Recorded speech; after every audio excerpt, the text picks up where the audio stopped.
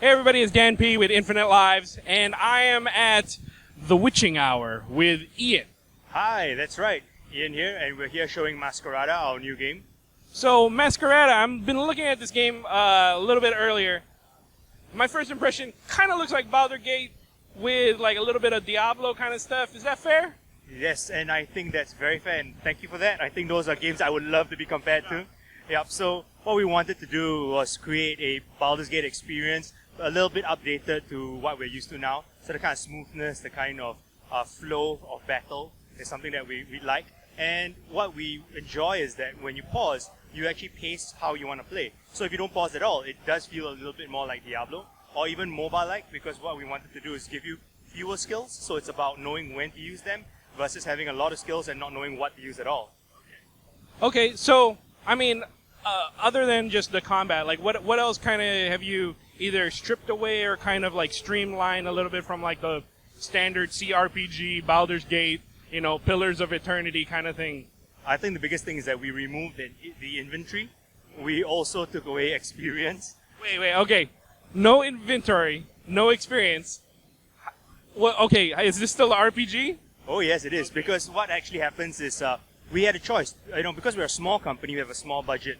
We decided that our choices were A, make a game with lots of choices, or B, give you a little bit of a railroad, but a very enjoyable railroad. And what it allowed us to do is that our whole game is voiced. All 15 hours of it is voiced. We've got Jennifer Hale, we've got Matthew Mercer, we've got Dave Fennoy, we've got great people voicing characters. So we want to give you a full experience. The mask runners are getting stronger. They're hitting harder and we don't know why. That's why you encouraged Avestus to bring me back? So I could be your resource? Why are you here, Cicero? A man with your reputation must be either mad or desperate to return to the city. I did not come back for this! So we removed XP in the sense that, you know, it's not just a bunch of numbers that you get. Instead, as you progress through the story, we will give you points to actually modify your skills. So, for example, we might have the same skill like a teleport, but you like it offensive, so when you teleport to a place, you do damage there. If I'm defensive, I might want to teleport away, and whoever's near me gets frozen for a little while. It's functionally the same skill, but based on how you use the skill points, you actually create a very different character.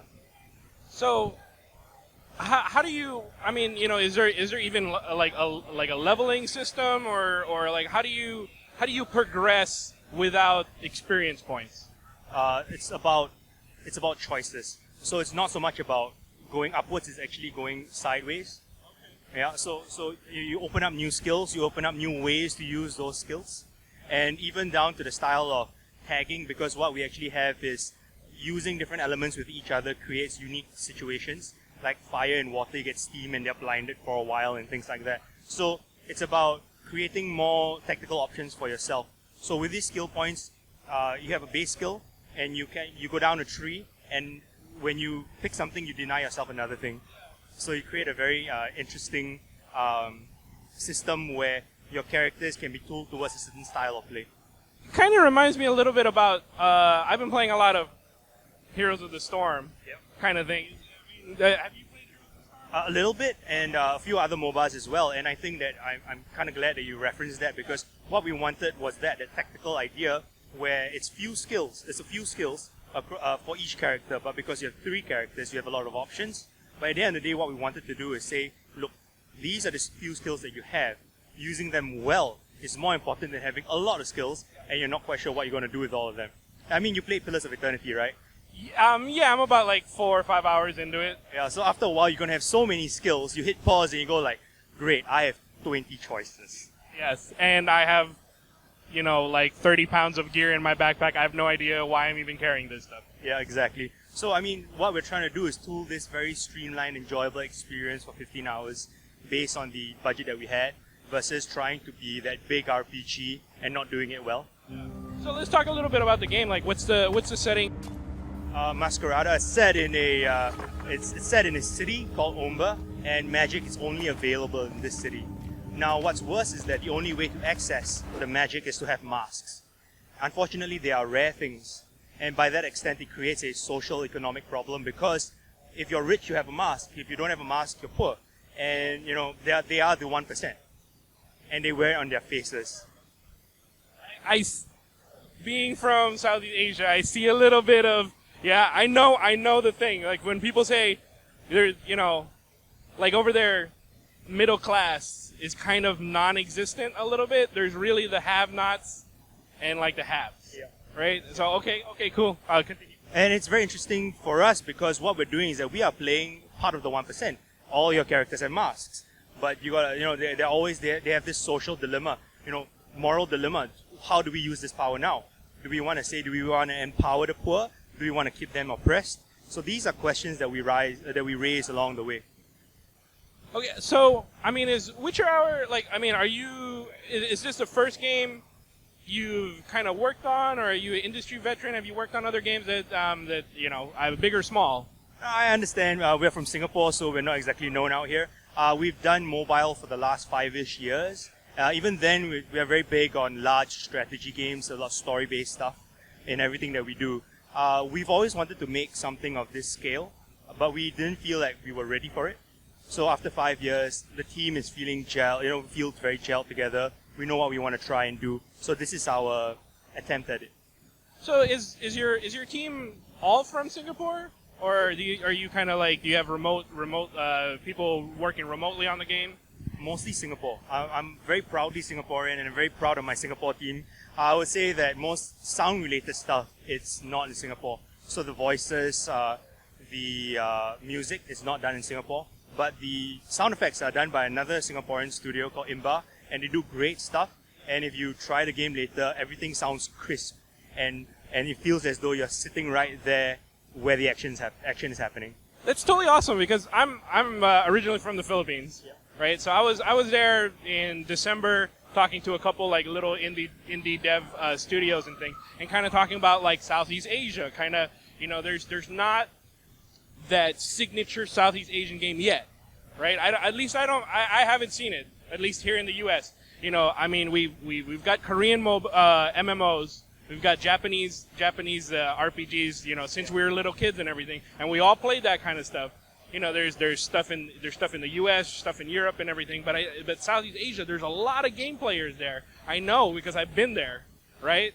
And I've met people and everything like that. So I mean, you're talking about, you're proud to be Singaporean and everything like that. Do you feel like, you're kind of part of this Southeast Asian? We're trying to make our stamp. Yes. Very, very much so. And I would say that I get very tired of not just Singaporeans, but Southeast Asians in general going, it's not good because we are Southeast Asia. That's not fair. We are well capable of doing big, great things. We just have to believe that we can. Exactly. Yeah. I mean, it's especially in today's market, in today's climate, the tools are out there. The publishing tools are out there. You don't need a backing of a big studio necessarily. If you have a great idea, you can put it out there. You can have people play it. You can give it all around the world. Like, people in Southeast Asia don't have to only play American games or Japanese games. So I really like what you're doing. When you said that, I was like, whoa, this is exactly what I've been thinking of. Thank you very much, and thanks for the support. I mean, in Singapore, the game development scene is small, but it's strong, and I think that it's going to grow. And what I hope is that we don't fall into the same trap that a lot of other countries are falling into, mobile, free-to-play, where it's saturated, it's hard. It's not impossible, but it's hard. Instead, we should try more artisanal stuff that define us as a country. And I think that's the direction we should go. Making great things versus doing whatever everyone else expects us to do. Conventional wisdom, as it's called. Awesome. So, what's kind of been the reaction, when you're telling people about the game, and people seeing it here on the convention floor, and they kind of look at it, and then you tell them that it's you're from Singapore, you're a Singaporean-based company. Like, is it kind of like surprise, or is it like, wow, I didn't know that people made games over there, kind of thing? It's actually, I think it's been really positive, and I would say that most people know Singapore to be a technological country, so it's not so hard for them to get. But the fact that we do creative stuff, that you guys do creative stuff, yes, we do creative stuff. And so far, the reaction to the art and the gameplay has been really great. And it's kind of, I feel very vindicated because we've never done anything of this scale before. mostly it's kind of like smaller mobile style games. The art style looks really incredible. Like, I mean, what's your kind of like your inspirations with the art style, or is it? I mean, being the creative director, I'm pretty sure you had a very big hand in that. So where is it coming from, or what are you taking pieces from other games, or even just other, like, you know, comics or art or movies or things like that? Firstly, I would say I would give credit to my art team. You know, Peter, Singwen, Dom, they really gave it character. I would say, like, where I came in is I told them very specifically that imagine 10 years from now, 15 years from now, will the game still hold up?